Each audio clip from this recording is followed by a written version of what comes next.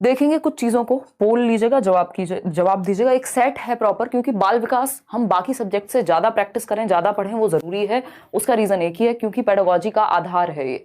तो ये ऐसा सब्जेक्ट है जो आपको हर एक सब्जेक्ट में हेल्प करेगा, ठीक है ना। चलिए स्टार्ट करते हैं। नहीं, मेरा बर्थडे नहीं है यार, दिल पे ले गए आप लोग हैं। मैं थोड़ा मन की बातें कर लेती हूँ आप लोगों से, संडे वार्ता इस बार हुई नहीं है तो खैर। चलिए स्टार्ट करते हैं, समझते हैं कुछ चीजें। 24 नंबर का आंसर गलत है। हाँ, उसी की बात कर रही हूँ मैं, छोटू गुप्ता, कि उसको ठीक कर लीजिएगा। मैंने वीडियो में सही बताया है वो आंसर, शायद मार्क करते टाइम ऐसा हो जाता है कई। स्टेटमेंट अबाउट डेवलपमेंट, यानी विकास के बारे में, विकास के विषय में सही वक्तव्य चुनिए। तो पहला ऑप्शन है डेवलपमेंट इज यूनिडायरेक्शनल एंड यूनिडायमेंशनल, यानी विकास एक दिशाई और एक आयामी होता है। ये कहना गलत होगा, क्योंकि यूनिडायरेक्शनल और यूनिडायमेंशनल नहीं होता, मल्टी डायमेंशनल होता है, बहुआयामी होता है। विकास के बहुआयाम है, यानी मल्टीपल आयाम्स हैं। आयाम्स नहीं कह सकते, आयाम हैं यानी डायमेंशंस हैं। यानी विकास सिर्फ शारीरिक पक्ष में नहीं हो रहा, एक पक्ष में नहीं, सामवेगिक पक्ष में भी होगा, सामाजिक पक्ष में भी होगा, संज्ञानात्मक पक्ष में भी होगा। विकास के 4 मुख्य प्रकार हैं और दिशाएं भी मल्टीपल हैं। अगर हम बात करें, जैसे प्रॉक्सिमोडिस्टल एक दिशा है, अगर हम बात कर रहे हैं किसकी डायरेक्शन की, तो दूसरा सेफेलोकॉर्डल एक दिशा है। तो दिशा भी मल्टीपल वेज हैं। डेवलपमेंट इज मॉडिफिएबल, विकास क्या है, परिवर्तनीय है। अभी भी 70% लोग सही उत्तर दे पा रहे हैं, इसका बहुत खुशी की बात है। ये पहले मैंने, या जब भी मैं डेवलपमेंट डिस्कस करती हूँ बैचेस में भी और यहाँ यूट्यूब पे भी जब भी किया होगा, तो आपके साथ डिस्कस किया, अगर थोड़ी सी भी रिसेंट वीडियो रही होगी, कि डेवलपमेंट क्या है, मॉडिफिएबल है, यानी इसमें मॉडिफिकेशन संभव है। 2 चीजें हैं अलग, एक होता है इरिवर्सिबल, इरिवर्सिबल है, रिवर्सिबल नहीं है डेवलपमेंट। ऐसा नहीं हो सकता आज आप जवान हो गए कल बच्चे बन जाएंगे, बट मॉडिफिकेशन तो संभव है। कोई आदत पुरानी, कुछ जो आपने सीखा पहले, उसमें चेंज ला सकते हैं। ट्रेनिंग के थ्रू बहुत सारी चीजों में चेंज ला सकते हैं, ठीक है ना। करेंगे पेपर, मैराथन करेंगे, don't worry. Development is totally genetically programmed, ये हम नहीं कह सकते कि सिर्फ और सिर्फ हेरिडिटी से ही प्रोग्राम्ड है। डेवलपमेंट क्या है, प्रोडक्ट है जेनेटिक्स और एनवायरमेंट दोनों का। Individuals achieve developmental milestones at the same age and pace, यानी सभी व्यक्ति एक ही आयु और गति के साथ विकास के पड़ावों को प्राप्त करते हैं। यह कहना भी एकदम गलत बात होगी। क्यों? क्योंकि डेवलपमेंट की जो दर है, पेस है, जो रेट है, वो सबके लिए अलग अलग हो सकता है। एक बच्चा जो 1.5 साल में बोलना शुरू कर देता है, दूसरा बच्चा है जो हो सकता है उसको 2 साल लग जाएं सही से क्लियरली शब्द बोलने में, या किसी की हाइट जल्दी बढ़ रही है, किसी की कम, ठीक है ना। सीटेट इमेज में डिस्क्रिपेंसी आ रहा है, एडिट। एक ही ऑप्शन सही है कि डेवलपमेंट इज मॉडिफिएबल, यानी विकास क्या है, परिवर्तनीय है, इसमें परिवर्तन संभव है, मॉडिफिकेशन हम कर सकते हैं। देखिए 2 बातों में अंतर समझिएगा। हम विकास नंबर 2 देखिएगा एक बार और पोल में जवाब दीजिएगा। देखिए क्वेश्चन नंबर है 2, पढ़िएगा। विच of the following principle of development proposes that children gain muscular control, यानी बच्चों का जो है मांसपेशियों पर कंट्रोल आ रहा है, of arms relatively earlier than that of fingers, यानी आर्म्स यानी बाहों पे कंट्रोल पहले आ रहा है, बाद में फिंगर्स पे। समझ पा रहे हैं?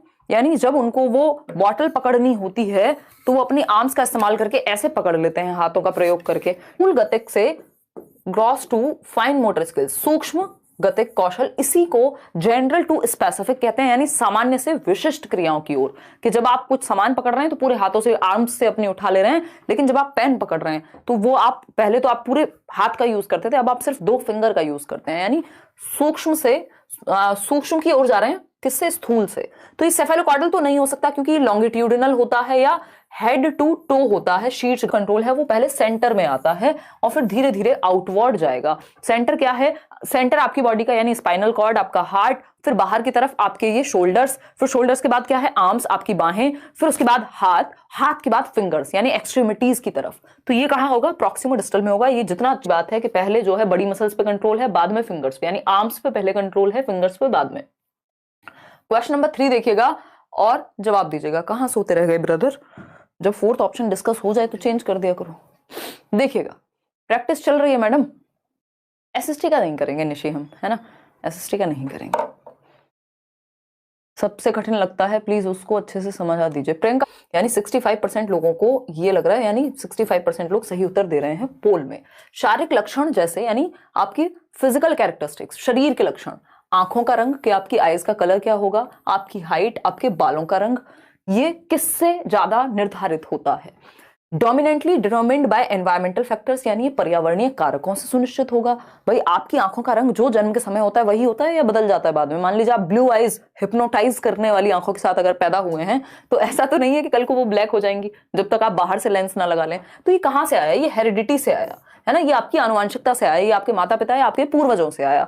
ठीक, आपकी इवन आवाज भी, आपके बालों का टाइप भी, किसी के कर्ली हेयर्स हैं तो देखते हैं हम कहीं ना कहीं कि माँ बाप में से किसी के रहे होंगे या कटेड है ये, यानी वंशानुगत है। ऐसा नहीं है कि एनवायरमेंट का इस पे बिल्कुल असर नहीं पड़ता, बट डिसाइडेड किससे है या ज्यादा प्रभावित किससे है?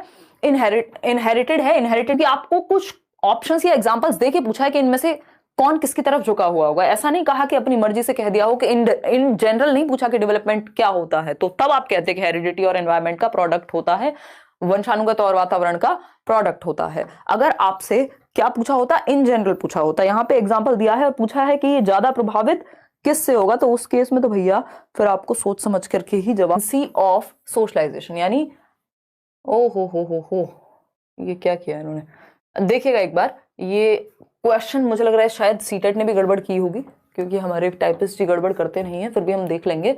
उधर क्वेश्चन है dash is the primary agency of socialisation, यानी डैश प्राथमिक कारक है किसका? सामाजिकरण का। डैश प्राथमिक कारक है किसका? सामाजिकरण का, यह सामाजिकरण का प्राथमिक कारण है।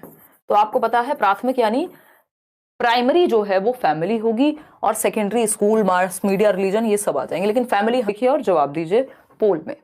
क्वेश्चन नंबर 5 है when a child can solve a problem with concrete objects only, यानी जब बच्चा मूर्त वस्तुओं के द्वारा ही समस्याओं का समाधान कर सकता है। His problem solving characteristics come under the stage of, यानी बच्चा सिर्फ उन्हीं समस्याओं का समाधान कर सकता है जो उसके सामने है, जिसको टच किया जा सकता है, फील किया जा सकता है, देखा जा सकता है। एब्स्ट्रैक्ट क्या है? जब आप दिमाग में फटाफट से 13x13 कर ले रहे हैं तो वो एब्स्ट्रैक्ट हो गया।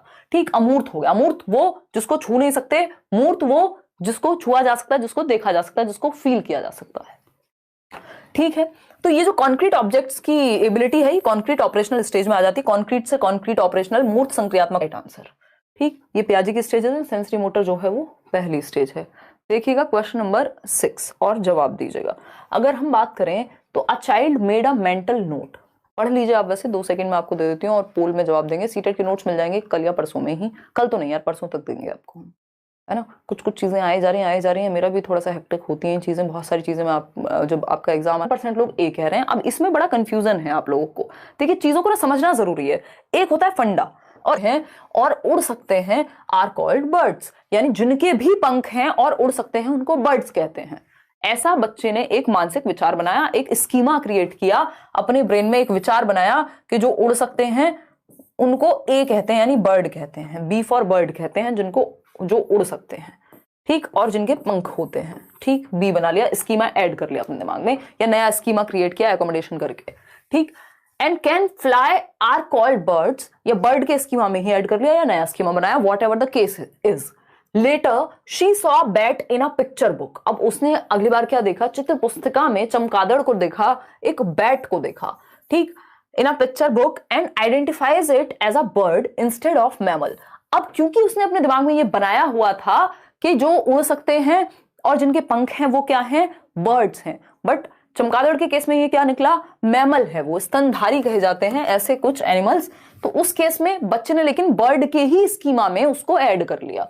The process of knowledge construction described here is, यानी ज्ञान निर्माण की इस प्रक्रिया को क्या कहते हैं? उसने कुछ चेंज किया, चेंज करने की अभी बात ही नहीं आई। कॉन्फ्लिक्ट तो बाद में आएगा, जब आप पहली बार देख रहे हैं और आपने ऐड कर इस प्रक्रिया को क्या कहेंगे? अब इस चमगादड़ को, बैट को भी इसने इसी स्कीमा में ऐड कर लिया। क्यों? क्योंकि बर्ड का स्कीमा बना हुआ था और उसने एक और बर्ड को देखा जो कि वो चमगादड़ है। वो सही है कि गलत है बाद में देखा जाएगा, पहले उसने ऐड कर लिया, तो इसको एसिमिलेशन कहेंगे, समावेशन कहेंगे।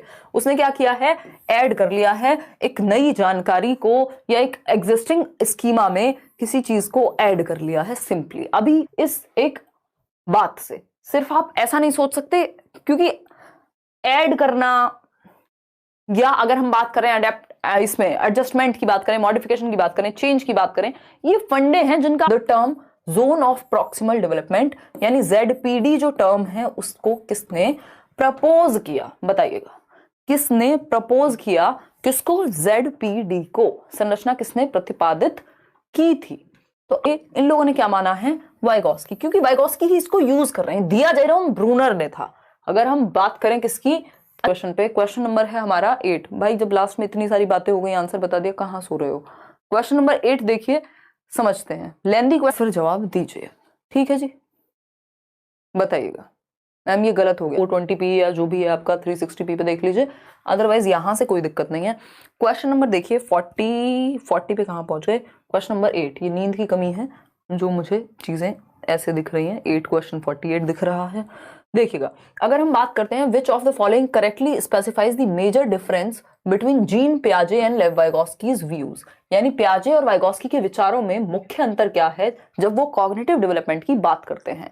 तो 47% लोग ए उत्तर दे पा रहे हैं। समझते हैं, वाइल पियाजे एम्फेसाइज्ड चाइल्ड्स इंडिपेंडेंट एफर्ट्स, यानी पियाजे ने क्या कहा, स्वतंत्र रूप से जो बच्चा एक्टिविटी करता है, जो उसको लिटिल साइंटिस्ट कहा, नन्हा वैज्ञानिक, जो अपने एनवायरमेंट में वो एक्टिविटी करके सीखता है इंडिपेंडेंटली, मेजर रूप से, बहुत सारी प्रक्रियाओं के थ्रू, जो मेंटल प्रोसेसेस क्या है, एसिमिलेशन, एकोमोडेशन, अडेप्टेशन, ठीक, तो एफर्ट्स मार करके अपने इंडिपेंडेंट एफर्ट्स से वो सीखेगा। To make sense of their world, अपनी दुनिया की समझ बनाते हैं बच्चे खुद से एक्टिविटी करके, पेन लिया, खोला, तोड़ा, समझा, जाना, ठीक। वही वाइगॉस्की कहते हैं views cognitive development as a socially mediated process, यानी संज्ञानात्मक विकास जो है सामाजिक रूप से मध्यस्थ प्रक्रिया के रूप में देखी गई है वाइगॉस्की के अनुसार। वाइगॉस्की कह रहे हैं भाई क्या जरूरत है पेन तोड़ के ही जानने की कि इसमें क्या है, हम आपको बता भी सकते हैं, आपके बड़े आपको खोल के भी दिखा सकते हैं, उसको समझा भी सकते हैं पेन कहां से आया, ठीक है ना। मतलब एक्टिविटी वहां भी हो रही है, लेकिन वो समाज को बीच में सही उत्तर हुआ यहां। आगे बढ़ेंगे, क्वेश्चन नंबर 9 देखिएगा एक बार। क्वेश्चन नंबर 9 क्या कहता है, फातिमा रीजंस, यानी फातिमा एक रीजन देती है, you should be honest because then your parents would be proud of you, यानी इसलिए आपको क्या होना चाहिए, ईमानदार होना चाहिए, क्योंकि अगर आप ईमानदार हैं तो आपके माता पिता गौरवान्वित महसूस करेंगे, यार हाय हमारा बच्चा कितना अच्छा है, फलाने का बच्चा देखो चोरी बोलता है, चोरी करता है, झूठ बोलता है, ये काम करता है, लेकिन हमारा बच्चा क्या है, बहुत ही अच्छा है। तो आपके माँ बाप क्या है, आप पे गौरवान्वित महसूस करेंगे, जो कि बुरी बात नहीं है। अगर आप माँ बाप को अच्छा फील करा देंगे तो कोई पाप तो हो नहीं जाएगा। लेकिन ये स्टेज कौन सी है, ये लेवल कौन सा है, कोहलबर्ग की थ्योरी का, जो किसकी बात करते हैं, मॉरलिटी की। मॉरलिटी क्या है, सही और गलत के कुछ सिद्धांत होते हैं समाज में, दुनिया में, और वो सही गलत के सिद्धांत का जो विकास है उसको मॉरल डेवलपमेंट यानी नैतिक विकास कहते हैं। नैतिकता, सच बोलना, झूठ ना बोलना, किसी का बुरा ना करना, something things like that. In which stage of Kohlberg of moral reasoning does Fatima come under, यानी फातिमा जो ये मानती है कि आपको ईमानदार होना चाहिए, उसका रीजन ये नहीं है कि आप किसी की चीज क्यों चुराएं, उसका रीजन ये है कि माँ बाप आप पे गौरवान्वित महसूस करेंगे, माँ बाप बहुत ही अच्छा गौरव या प्राउड फील करेंगे आप पे।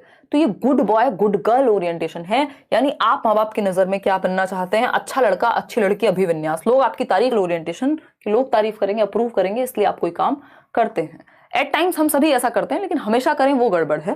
क्वेश्चन नंबर 10 देखिए, विच of the following will help in creating conducive learning environment in class, यानी कक्षा में सकारात्मक उपकारी यानी पॉजिटिव एनवायरमेंट क्रिएट करने के लिए लर्निंग का कौन सा एक ऑप्शन मददगार साबित होगा, इंपॉर्टेंट होगा। कॉन्ड्यूसिव लर्निंग एनवायरमेंट होता है एक सुगम वातावरण जहां पे बच्चे अच्छे से सीख सकें। तो बच्चे की भलाई की कौन बात करेगा 4 ऑप्शंस में से, पहला ऑप्शन है providing equal opportunities of participation to all students, यानी सभी बच्चों को बराबरी की सहभागिता, यानी हर एक चीज में बच्चे सीधा बैठ भाई ताकि ये स्पाइन तेरी ठीक रहे और एक्टिव रहे, तू नींद में ना लगे हैं।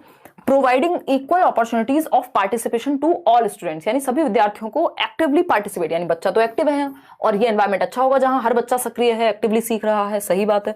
बी ऑप्शन है making ability based rigid groups, rigid तो जहां वर्ड आ जाए उसको छोड़ दीजिएगा, वो बच्चे की भलाई की बात कभी नहीं करेगा, क्योंकि रिजिड का मतलब क्या है, रिजिड का मतलब है आप में जरा सा भी लचीलापन नहीं है, है ना। बोला जाता है ना जो ज्यादा कठोर होते हैं, जो ज्यादा रिजिड होते हैं वो टूट जाते हैं, खत्म हो जाते हैं टाइम के साथ। अगर आप फ्लेक्सिबल नहीं है, अगर टाइम के साथ चेंज होने की या सिचुएशन के अकॉर्डिंग ढलने की आप में क्षमता नहीं है, तो आप क्या हो जाएंगे, खत्म हो जाएंगे। तो बहुत ही अच्छा तरीका नहीं है, आपको बच्चों के अनुसार फ्लेक्सिबल होना है, हर एक बच्चा सेम तरीके से सीखे जरूरी नहीं है ना।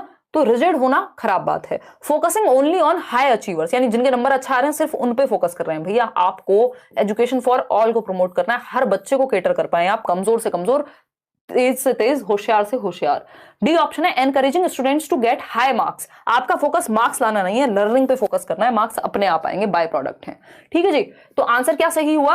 आंसर हुआ सभी विद्यार्थियों को सहभागिता अच्छा हो जाएगा क्लासरूम का, क्योंकि हर बच्चे को आप महत्व दे रहे होंगे इस सिचुएशन में, किसी को किसी चीज में, किसी को किसी चीज में, पार्शियलिटी नहीं कर रहे होंगे, इन्वॉल्व होने का मौका दे रहे होंगे। क्वेश्चन नंबर 11 देखिएगा, विच of the following is a primary characteristic of progressive education. Chicago में यानी अमेरिका में अपनी वाइफ के साथ मिलके, जिनको प्रोग्रेसिव स्कूल्स कहा गया, जहां ये बात मानी गई कि लर्निंग जो है वो एक, भैया पेपर पेंसिल टेस्ट लेना कोई भी लर्निंग बाय डूइंग का उदाहरण नहीं है। Emphasis on scoring highest in the examination, हटा दीजिए ऐसे ऑप्शन को जो स्कोर हाई करने की बात करे, लेवल की बात करे, सिर्फ पेपर पेंसिल टेस्ट की बात करे। हमें बच्चे के हर आयाम को जांचना है, सिर्फ उसके दिमाग को ही नहीं। फ्लेक्सिबल करिकुलम, ये वर्ड प्यारा है बहुत ही, फ्लेक्सिबल करिकुलम यानी बच्चे के इंडिविजुअल डिफरेंसेस के according, and assessment in the classroom, यानी आपका जो करिकुलम है, एक्टिविटीज है, सिलेबस है, वो इस हिसाब से डिजाइन हो कि अलग रहे। क्या हम आज इतना एक्सप्लेनेशन काफी है क्या? According to Howard Gardner, next question है, पोल में जवाब दीजिएगा।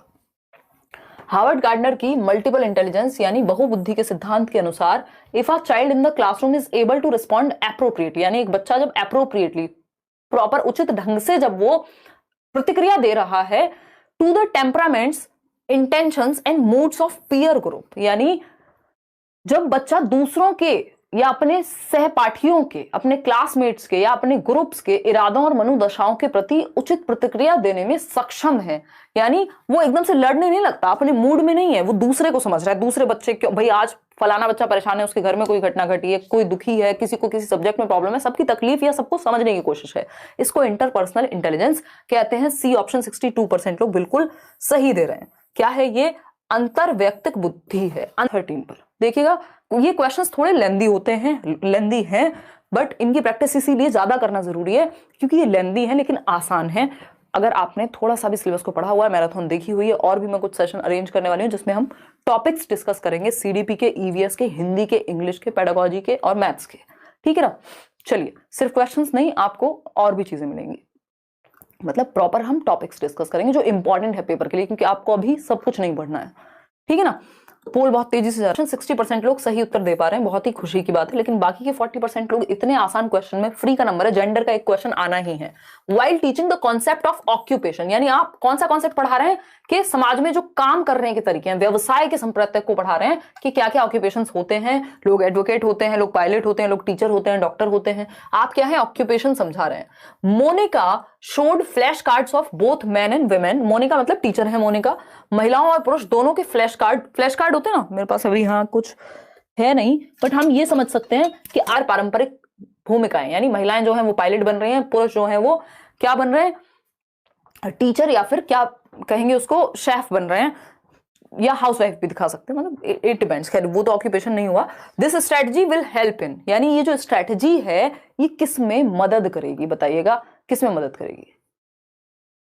मैम आप सीटेट के वेबसाइट पर मॉक टेस्ट कैसे दें? भाई अगर आप गैर पारंपरिक कार्य दिखा रहे हैं, यानी जो परंपराओं में है ही नहीं, परंपरा में तो ये है कि महिला जो है वो टीचर बन जाए या घर पे रहे या फिर डॉक्टर बन जाए हद से हद, बट पायलट ना बने, एडवेंचरस रोल में ना आए, वो स्पेस में साइंटिस्ट ना बने, है ना, तो वो पुरुषों का काम दे दिया, या क्रिकेटर ना बने, तो यहां पे गैर पारंपरिक रोल। अब जब आप गैर पारंपरिक रोल अपनाएंगे, इसका मतलब आप स्टीरियोटाइप को ब्रेक करेंगे, चैलेंज करेंगे, तो इसको हम कहेंगे प्रमोट कर रही हैं teacher gender stereotype flexibility. Stereotype flexibility stereotype का जस्ट ऑपोजिट होता है कि रिजिड मत रहिए स्टीरियोटाइप को लेकर कि जेंडर में सिर्फ यही काम होगा, कोई भी व्यक्ति हो, महिला हो, पुरुष हो, कोई भी कुछ भी काम कर, कई बार वो थोड़ा समय लग जाता है पूरा होने में, लेकिन बाकी चीजें भी तो हो रही है ना। 3.5 घंटे का जो सेशन हुआ है अभी, वो मैंने इस हफ्ते आपको प्रॉमिस नहीं किया था, लेकिन मैंने करा दिया। तो कुछ चीजें डिफरेंट होती है, कुछ ज्यादा होता है, कुछ कम होता है कहीं ना कहीं। ठीक, ज्यादा परेशान होने वाली कोई दिक्कत नहीं है, मिल जाएंगे। नोट्स इतने ज्यादा बड़े नहीं है कि आपको पढ़ने में समस्या हो पेपर से पहले।